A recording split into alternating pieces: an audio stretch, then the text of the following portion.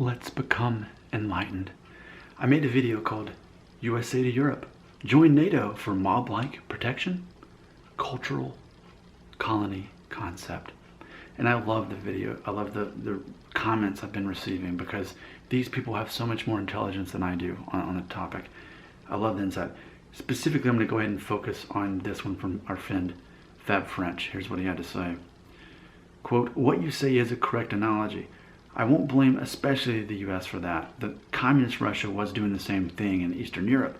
Every great power tends to abuse its power to gain more power. That is unfortunately human. France is within this NATO Western group for a few decades now, but there have always been still a strong resistance against this assimilation with the United States global culture, economic and political empire."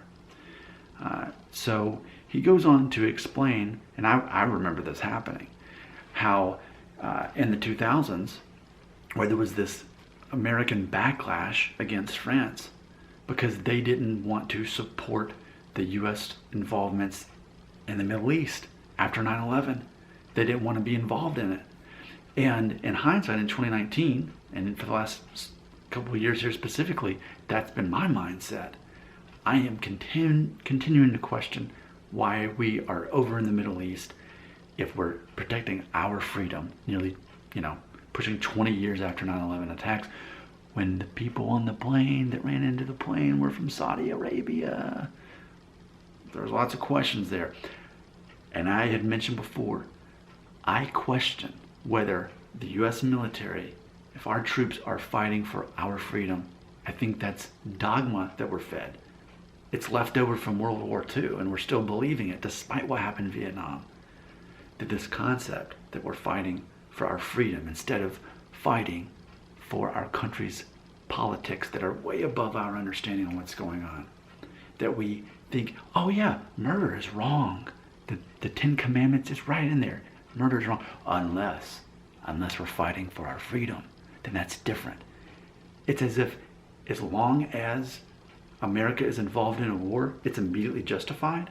As if we say, God approves the wars we're in. That's not murder. We're not killing people. We're fighting for our freedom.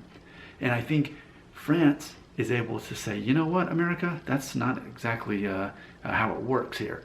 But then there's also in the comments too, where basically England, the UK, but England especially seems to be kind of like our buddy. And I've mentioned this before, like they're our first cousin, they're a buddy. They'll support us in our wars more so than other countries. And then there's France, who is skeptical like me. Like basically, in NATO, I didn't mean for this to be the video, but you decide. In NATO, which country would I be? Because right now it feels like I would be France. I would be France saying, you know what? Yes, we need a military. That's important. We need to be prepared to fight for our freedom. But we don't need to confuse politics, especially Western politics, especially American United States politics, with what is truly a worldwide threat to freedom. That we are going to try to reassign the thinking of the Middle East to become more like Western. Again, the cultural colonization concept that I've been talking about. So I think that's a good place to end the video. I want you to determine, in NATO, where would I fall? Now, granted, I looked up recently, Spain joined the year I was born in 1981. That's pretty interesting. And I don't know a whole lot about that, because when I think of war and I think of the United States, I never think about Spain. So you guys know a whole lot more than I do about any of this. I only learn from you. I never teach you anything about this stuff. But help me find my identity. Confirm who I am in NATO. Which country do I most align with based on my very libertarian views? Not a Republican, not a Democrat. Not simply conservative, not simply liberal. I'm in between, and I am removed. And I understand that, especially in American politics, that it's lobbyists paying money to the people who are elected to determine what laws are made. I totally understand that and accept that, and I accept that just because we are joining ourselves in a war in the United States, it doesn't mean that it is the right thing to do, that it's actually fighting for our freedom, that it's often politics. With that being said, I definitely want to be part of the right moral, the most moral nations that are going to help best maintain that peace in the world. That's important, right?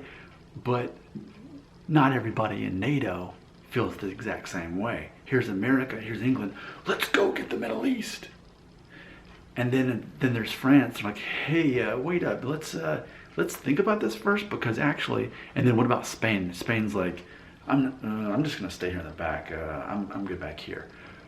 Or maybe there's another country that better represents me. I am very much looking forward to what you have to say about my vision, my identity, which country best represents me based on what you've heard me say in this video.